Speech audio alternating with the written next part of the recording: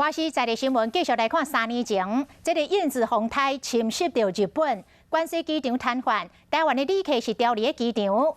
日本大阪办事处的前处长苏启成，被批评救灾不力，主要伫官舍轻生自我了结。国民党台北市议员罗志强指控驻日本的代表谢中庭是哭戏的目屎，讲这个苏启成就是去互伊逼死的。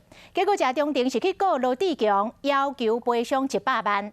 这个每一场的开庭，罗志强拢亲身出庭。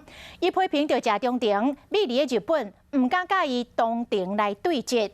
台北地方法院今仔日判谢中庭败诉，罗志强免赔，专案会当过来上诉。日本关西机场互影风台重创，当时真侪批评驻外人员黑白团结消息。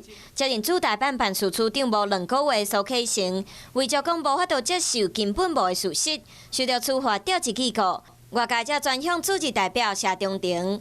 北市议员罗志强当时伫面册批评谢中庭是哭戏的目屎，必须苏启成控告要求赔偿100万。台北地方法院27号透早作出判决，苏志强胜诉免赔，专案会使上诉。我感到欣慰的，不只是我个人的名誉的保全，更重要的是，我希望这个判决能够稍稍告慰苏启成的在天之灵。谢中庭主张罗志强无尽到合理的查证义务，就侵害伊的名誉。不过罗志强辩解讲，家己的言论是事实。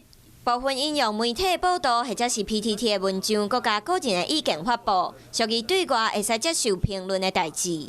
法院向来以来的标准，也就是说，如果是一个自愿进入公众领域的人物，他其实他的这个所谓的这个名誉呢，面对言论自由的时候，应该要比较退缩。